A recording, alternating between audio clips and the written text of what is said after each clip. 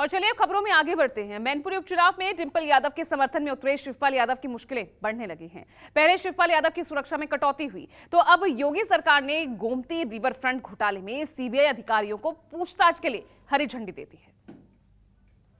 हमारे जो मुख्यमंत्री थे आज करेल कह के गए कि चाचा पेंडुलम है, कभी इधर जाते हैं कभी उधर जाते हैं, इसलिए वो जान नहीं पा रहे हैं। वो पेंडुलम नहीं है, वो ऐसा झूला झुलाएंगे मुख्यमंत्री जी को, छोड़ देंगे पता नहीं लगेगा कहां जाएंगे। वो पेंडुलम जो है ये तो चलता है, ये जो झूला है झूले की तरह ही तो पेंडुलम चलता है।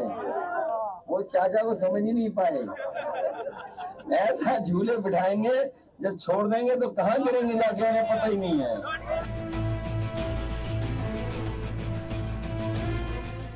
मुद्दतों बाद चाचा शिवपाल के समर्थन में भतीजे का ये बयान आया और सोशल मीडिया पर वायरल हो गया।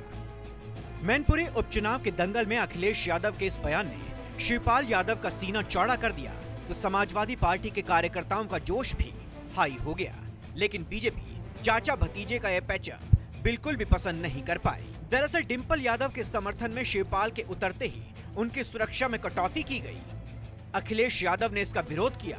उन्होंने ट्वीट किया, माननीय शिवपाल सिंह यादव जी की सुरक्षा श्रेणी को कम करना आपत्तिजनक है। साथ ही ये भी कहना है कि पेंडुलम समय के गतिमान होने का प्रतीक है और वो सबके समय को बदलने का संकेत भी देता है, और ये भी कहता है कि ऐसा कुछ भी स्थिर नहीं है जिस पर अहंकार किया जाए।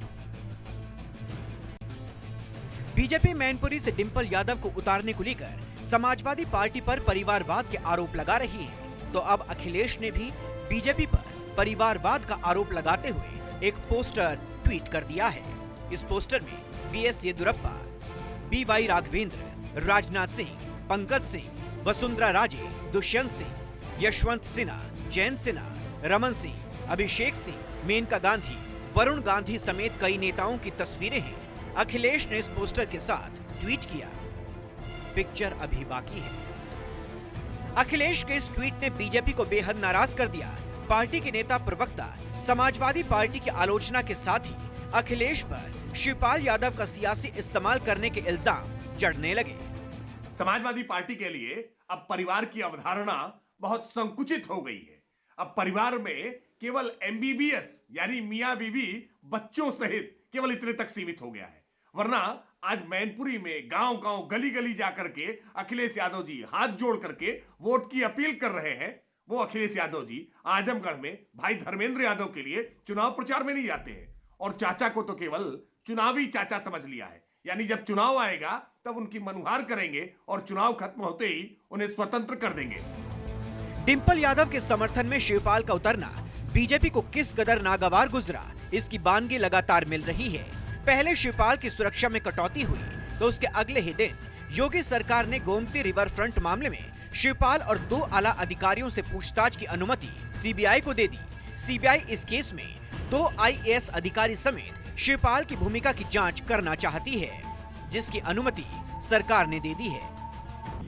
अचयन से अपेक्षा क्या किया जा सकती है, और जितना भी मैंने काम किया है जनहित में, जनता के हित में सब काम किया, और जितना भी काम हुआ है अच्छे से हुआ है।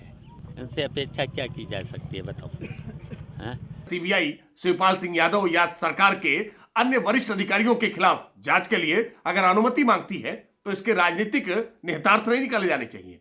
समाजवादी पार्टी आज जब मैनपुरी में पूरी तरह से परेशान है तो जानबूझ करके ऐसे तमाम मुद्दों को राजनीतिक रंग देने का प्रयास कर रही है। क्या चुनाव को देख करके जांच एजेंसियां अपना काम करना बंद कर दें?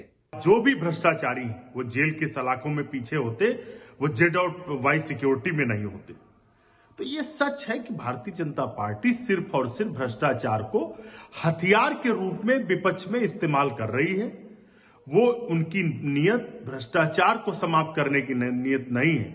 उनकी नियत सिर्फ और सिर्फ भ्रष्टाचार के सहारे सत्ता में बने रहने की है।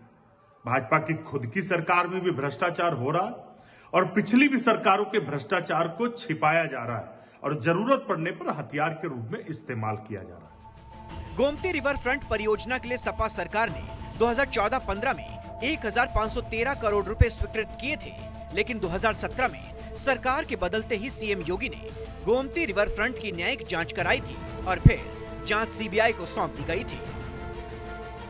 Bureau report, news 24।